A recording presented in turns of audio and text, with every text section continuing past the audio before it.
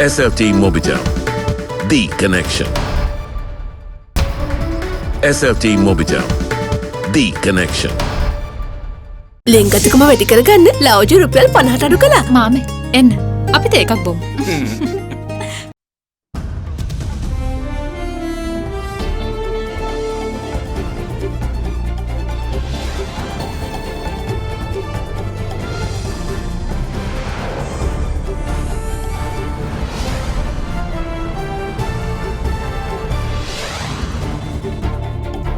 Tonight, home sweet home. Stranded Sri Lankan expatriate workers given a much-needed lifeline to return home. They are unable to buy their air tickets to come to Sri Lanka. I have directed the Foreign Employment Bureau to purchase air tickets for the people who went abroad through the Bureau. East or west? Following a government compromise on the East Terminal, trade unions now shift focus to a proposed West Terminal deal. Back on a roll. Biz confidence in January skyrockets back into triple figures as optimism spikes over vaccination hopes. From all-time high, the all-share price index records the biggest fall in history after recent record gains. All that and much more coming up on First at 9, this Tuesday, the 2nd of February, 2021. Buy a 2-litre Coke and get a glass free. Alcohol අඩංගු hand sanitizer භාවිත කරන්න. ලෙඩ රෝග ඇති කරන විෂ බීජවලට එරෙහිව සටන් කරන්න. හඳුන්වා දීමේ මිල රුපියල් 350යි. From AdaDerana, this is AdaDerana First at 9. Live from Studio 24 in Colombo. Good evening and welcome to First at 9. I'm Dhammik Ekanaik. Now let's start with your local stories, starting by taking a look at the pandemic situation. Now the editor of the Government Medical Officers Association, Dr. Haritha Aludge, urges the public not to worry about the negatives and instead focus on the positives of the COVID-19 vaccine. With questions being raised on the possibility of 20% of the population contracting the virus despite being inoculated, Dr. Aludge noted that being vaccinated will in fact reduce the risk of health complications and the threat to lives. Meanwhile, responding to media, Cabinet co-spokesperson Dr. Ramesh Patirana assured the public, that the vaccine is absolutely safe, adding that it is only natural that less than 2% of the population to develop a reaction. In the meantime, Sri Lanka also reported the COVID-19 related death of its first health professional, a doctor attached to the teaching hospital in Ragama. Dr. Gayan Dantanarayana, attached to the teaching hospital in Ragama, tested positive for COVID-19 and was admitted to the Colombo East Base Hospital for treatment.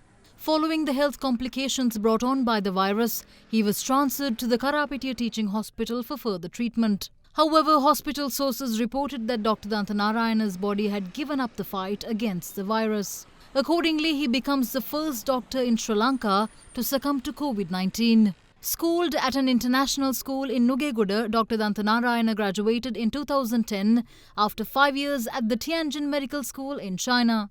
After returning to Sri Lanka, he had passed the medical examination required to practice medicine in the island and had rendered his service to hospitals in remote areas such as Chilau and Ampara.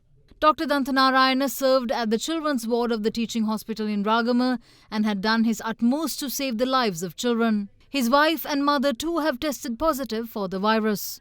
රෝහල් වලට රෝගීන් එන මොහොතේ වෛද්‍යකාර මණ්ඩලය, හෙදකාර මණ්ඩලය, සහායකාර මණ්ඩලය රෝහල් වල නැති වුණොත් කවුද රෝගීන්ට ප්‍රතිකාර කරන්නේ? ඒතර ගයාන්ගේ වගේ මරණ අනාගතේ සිද්ධ වෙන එක වළක්වන්න, රටේ ඉදිරි මරණ සිද්ධ වෙන එක වළක්වන්න අනිවාර්යෙන් මේ මොහොතේ ජනතාවගේ සහයෝගය අපි ගන්න ඕනේ. ඒ සඳහා ජනතාවට ඇත්ත සංනිවේදනය වෙන්න ඕනේ. ඒක ගෝලීය වසංගත තත්ත්වයක්. අපේ සමහර අවස්ථාවලදී අපි දකිනවා සමහර පුද්ගලයෝ අර ගමේ ඉන්න චණ්ඩියෙක් විදිහට, නගරේ සිදාදී ඉන්න චණ්ඩියෙක් විදිහට සමහර අවස්ථාවලදී කොවිඩ් එක හැසිරෙනවා. ඒක නෙමෙයි වෙන්න ඕනේ. කරුණාකරලා අපි කියන්නේ දීලා තියෙන සෞඛ්‍ය මාර්ගෝපදේශ වල අනුගත වෙලා ගමන් කිරීමෙන් තමයි රට වඩා සුබදායි තැනකට අපිට ගමන් කරවන්න පුළුවන්. මම දැක සමාජ මාධ්‍ය වාර්තා කරමින් තියෙනවා අපි කිව්වයි කියලා 80%ක් ඵලදායීතාව තියෙනවා කියන එකෙන් කියන්නේ බේත විදින අයගෙන් 120කට ලෙඩේ හැදෙනවා කියලා. මේ ඍණාත්මක පැත්ත කියලා මේ එන්නත පිළිබඳ අවිශ්වාසයක් ඇති කරලා මේ සමාජ මාධ්‍ය මොකද්ද බලාපොරොත්තු වෙන්නේ? ලෝකේ මේ දක්වා හදලා තියෙන කිසිදු එන්නතක් 100%ක් සාර්ථකත්වයේ තියෙන එන්නත් අපි නිෂ්පාදනය කළේ නැහැ. ඒතකොට 120කට යම් අවදානමක් තිබුණත් අපි ජනතාවට අවධාරණය කළ යුතු කාරණේ තමයි ඒ 20ටත් අර සංකූලතා ලෙඩේ හැදුනත් බැරි වෙලාවත් සංකූලතා ඇති වෙන්න මරණ ඇති වෙන්න තියෙන ඉඩකඩ මේ එන්නත හරහා අවම වෙනවා. ඇයි අපි මේ සාධනීය පැත්ත ජනතාවට කියන්නේ නැත්තේ? ඇයි අපි ඍණාත්මක පැත්ත කියලා අපිට එලියක් පේන දේ ඒ එලිය වහලා දාන්න උත්සාහ කරන්නේ? In the meantime, the trend of uptick in daily case numbers continues yesterday as well, with 826 infections confirmed within the day. It is the 5th consecutive day to have daily infections in the excess of 800. Yesterday's cases spanned across 22 districts, with Colombo recording the highest number of cases with 212. The district of Gampaha reported the second highest number of infections with 132, while Kandy confirmed 131. Kurunegala district meanwhile confirmed 78 cases, while Kalutara recorded 62 cases yesterday.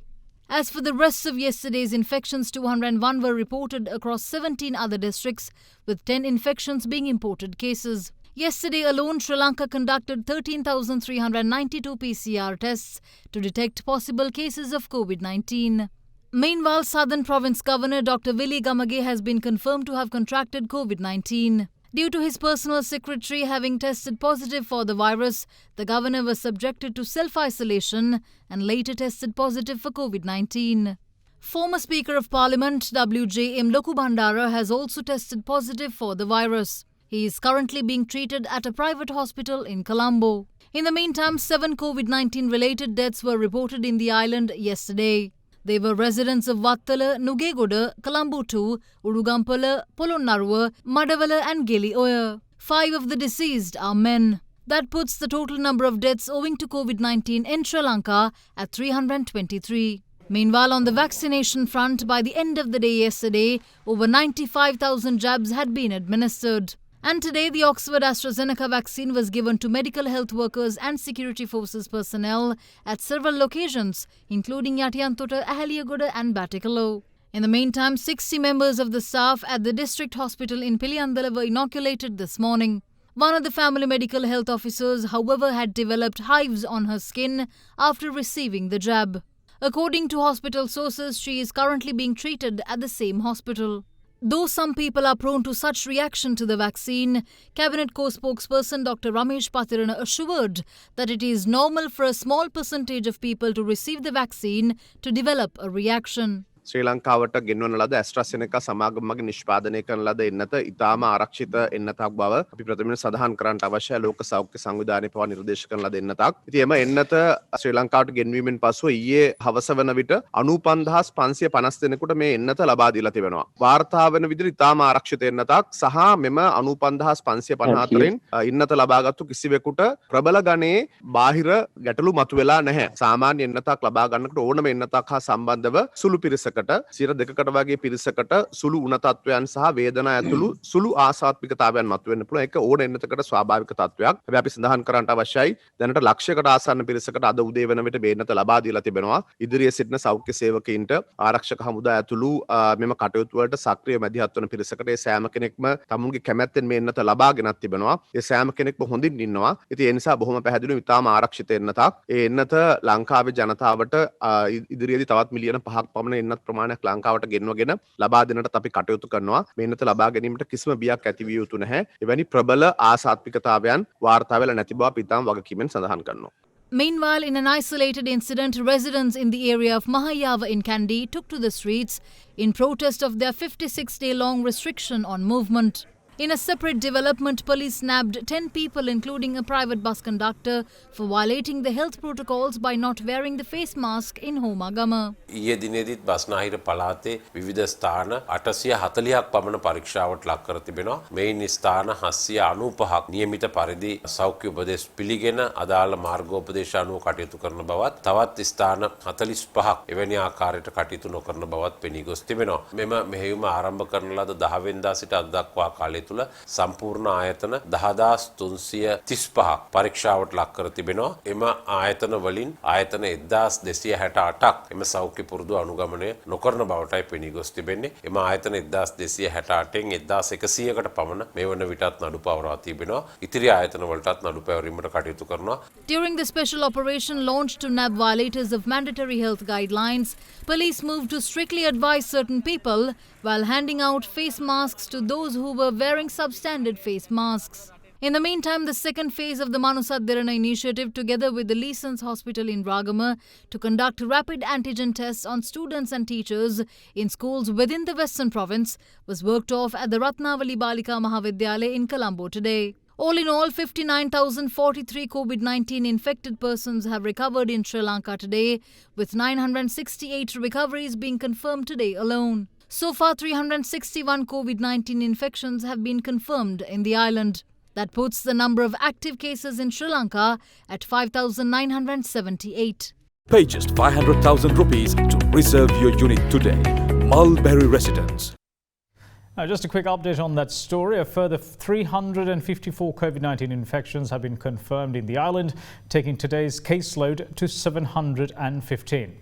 Now then, port trade unions ended their work to rule action today following the announcement of a cabinet decision to operate the East Container Terminal under the Sri Lanka Ports Authority. In the meantime, Cabinet co-spokesperson Udaya Gammampila announced at the weekly Cabinet media briefing today that a sum of $590 million would be needed to complete the rest of the ECT, of which only 440 metres out of 1.32 kilometres has been completed so far. He has also stated that developing the West Container Terminal using foreign investment has already received the approval of the public, as it was originally included in the President's policy manifesto Vistas of Prosperity and Splendour. During the cabinet meeting yesterday, it had been decided to approve the proposals tabled by the Minister of Ports and Shipping in accordance with the recommendation given by the negotiating committee on the East Container Terminal of the Colombo Port. As such, a decision has been made to operate the East Container Terminal as a wholly owned container terminal of the SLPA. It has also been approved to take the necessary steps to develop the West Container Terminal of the Colombo Port on the basis of operating and developing as a public-private partnership and return it within 35 years, together with the nominated parties of the governments of India and Japan and the SLPA, in compliance with the international agreements signed by the Sri Lankan government with a view to develop the Colombo Port as a competitive port in the region. The decision was also taken up during the cabinet media briefing worked off this morning. බටහිර පර්යන්තය ඉන්දියාවෙන් හෝ ජපානයෙන් හෝ පෞද්ගලික ආයෝජන ලබාගෙන සංවර්ධනය කිරීම අතිගරු ජනාධිපතිතුමා රට හදන සෞභාග්‍යයේ දැක්ම කියන එතුමාගේ 69 ලක්ෂයේ ජනවරමට අනුකූලවයි බටහිර ජැටියේ විදේශ ආයෝජන සමග සංවර්ධනය කරන්නේ. මොකද එතුමාගේ ප්‍රතිපත්ති ප්‍රකාශයේ 58 වෙනි පිටුවේ ඉතා පැහැදිලිව සඳහන් කර තිබෙනවා කොළඹ වරාය බටහිර පර්යන්තයේ ඉදිකිරීමේ කටයුතු පෞද්ගලික ආයෝජනද යොදා ගනිමින් ආරම්භ කරනු ලැබේ කියලා. ඒකට එතුමාට ලැබුණු ජනවර අනුව තමයි එතුමා මේ සම්බන්ධයෙන් කටයුතු කරලා තිබෙන්නේ. ඇත්තම අමාත්‍ය මණ්ඩලයේ අනුමත කළේ මීට පෙර කොළඹ වරායේ පර්යන්තයන් පෞද්ගලික ආයෝජන කිරීමේදී අනුගමනය කරපු කොන්දේසි අනුවම බටහිර පර්යන්තයන් සංවර්ධනය කරන්න ආයෝජනය කර සංවර්ධනය කර කළමනාකරණය කරන ආයතනයේට 85%කුත් වරාය අධිකාරියට 15%කුත් වශයෙන් තමයි අවස්ථා දෙකේදීම කොටස් බෙදලා ගියේ. ඒ වගේම මේ අවස්ථා දෙකේදීම දිවුසුම් කාලය අවුරුදු 35ක් වුණා. ඒතර ඒ සමාන වූ කොන්දේසි යටතේ ලබා දෙන්න තමයි අමාත්‍ය මණ්ඩලය තීරණය කරේ. As a matter of principle, the cabinet makes a decision on policy. The policy says that this terminal will be administered and managed by the Ports Authority. That is that as of now. In respect of the ECT, Minister of Ports mentioned in the cabinet paper submitted last night that it would be developed in 3 stages within 3 years in full. Now that there is a tripartite agreement, how would you proceed in abrogating that agreement? It will be dealt with the Ports Authority and the minister concerned and the foreign minister. Ministry will deal with it. Those details we cannot divulge at the moment. I understand that in 2018, President Sirisena too, in the process of negotiations, there were reports that the West Container Terminal was offered as an alternative to India, and that proposal was not received by Delhi. So has there been any preliminary conversation already on the possibility of the West Container Terminal? As you know, this is a very sensitive diplomatic issue, and Sri Lankan government always takes steps to maintain the cordial relationship with the government of India. So government has commenced discussions with the Indian government. I don't think that this is the stage to disclose those details. In the meantime, Minister Udaya Gammanpilla had this to say about the cost incurring to complete the East Container Terminal. Total expected length of the ECT is 1,320 meters. Out of that, we have constructed so far only 440 meters. So there's about another 800 million US to complete the terminal. The SLP is going to use their own funds as well as borrowed money from local commercial banks. The president said he had actually taken out some of the more adverse elements of the previous MOC, and it is he who introduced this 49-51% thing rather than Sri Lanka obtaining a loan. So why is the cabinet now rejecting it? We are not rejecting it. The head of the cabinet is the president, and under his leadership only this committee was appointed to move into further onto the matter. So that committee has given a report, and then we stand by that report. In the meantime, trade unions of the Colombo port ended their work to rule campaign action during a meeting that was worked off at the East Container Terminal this morning.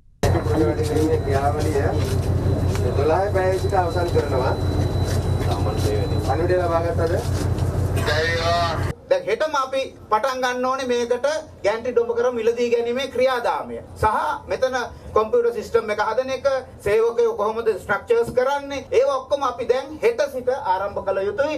නැත්නම් අපි මෙතෙන්ට වෙලා කයිවාරු ගහ ඉඳි අරකේ වැඩේයි ඒක වැඩ ඉවර වෙයි බටහිර පරන්තේ වැඩ කරගෙන යයි. Meanwhile, the National Movement to Protect the East Container Terminal also organized a media briefing at the same location.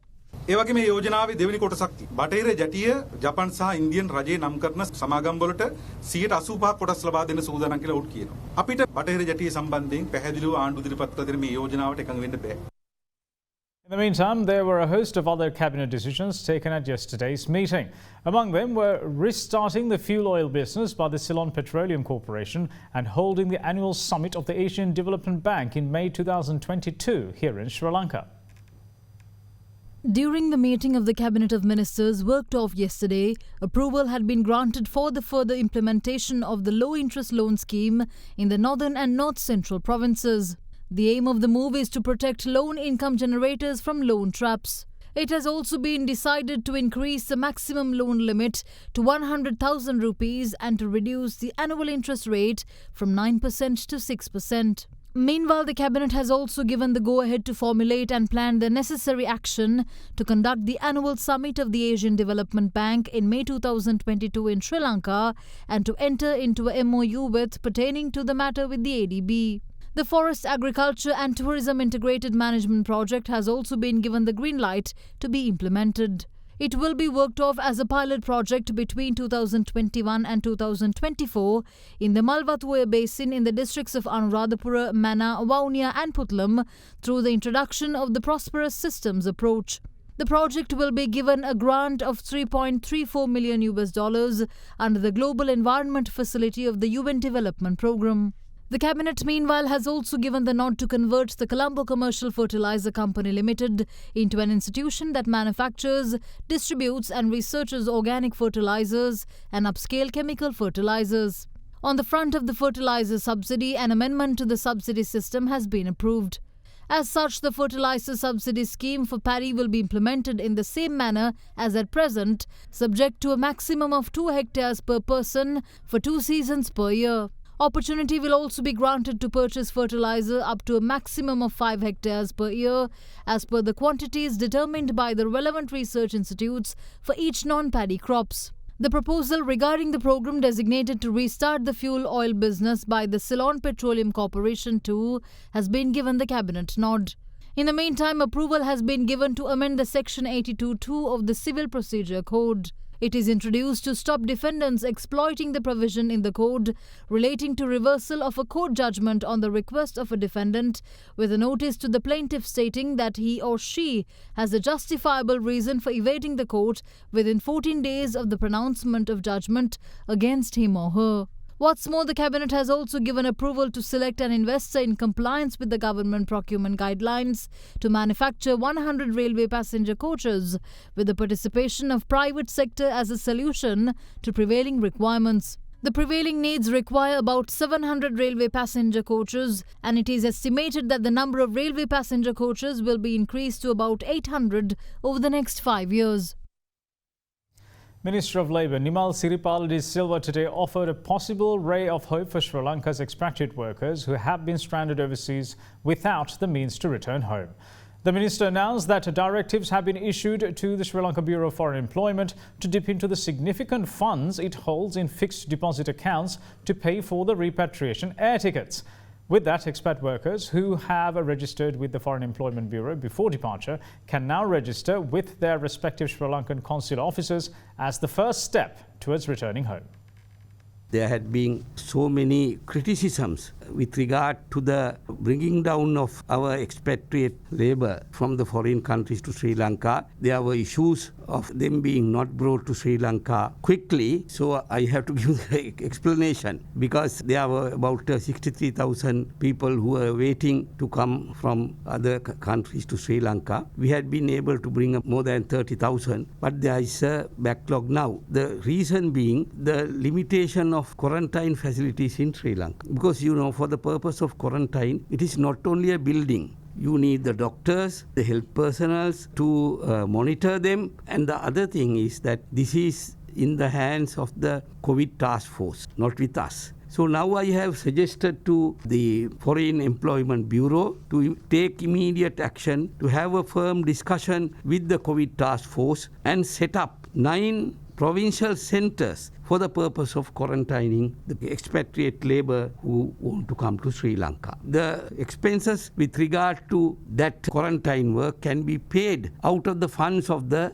Employment Bureau. So that is one direction I have given to the Foreign Employment Bureau to expedite the people being brought to Sri Lanka. Number 2, there had been criticisms that a lot of people who went abroad, they are unable to buy their air tickets to come to Sri Lanka. So now I have directed the Foreign Employment Bureau, they have a lot of reserves in their fixed deposit account, to utilize that and purchase air tickets for the people who went abroad after registering in the Bureau. Then we have an obligation to bring them back, not all other people, and to have a very clear guideline and modality how it could be practically done. And we would like to request the people who want to come back to register themselves with the respective consular divisions of our embassies in order to facilitate the issue of purchasing of these tickets. Otherwise, we don't know. People just say people are waiting without tickets. There is a telephone number in which they can contact, that is 800-119-119. They can telephone and say, I am unable to purchase the ticket. So if they give the necessary details and if they have registered in the Bureau, then we will be able to issue him a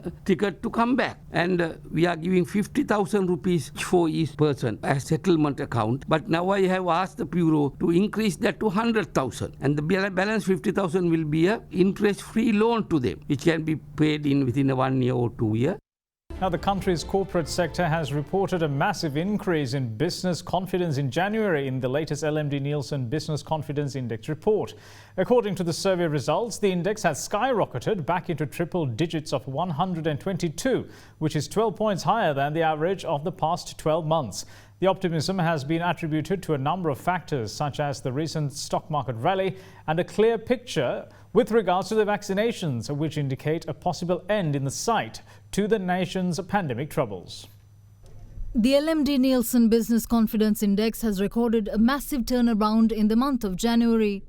The index skyrocketed by 39 basis points compared to the previous month, returning triple-digit levels once again of 122. The new index value is a notable 12 notches above the average for the past 12 months.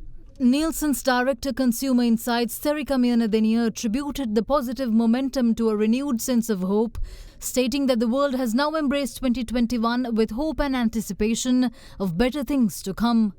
Mianadenia added that although 2020 was a year of hardship, it will go down in history as the year that people learn to adapt, think out of the box and do things differently. In terms of sensitivities, the three most pressing issues for Sri Lankan businesses were noted as the impact of the pandemic, bribery and corruption, and inflation. Financial instability, meanwhile, was also listed as an area of growing concern for both businesses and consumers.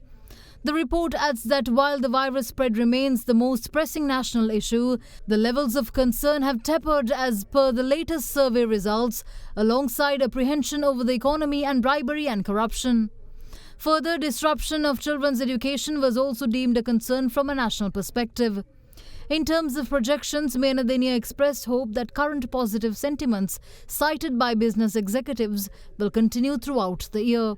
She adds that with the survey having been compiled during a period of mixed messages about when Sri Lanka would roll out its immunization program, the current clearer picture with regards to the possible arrivals of the WHO's COVAX vaccines in a month or so should see business confidence increasing in the future.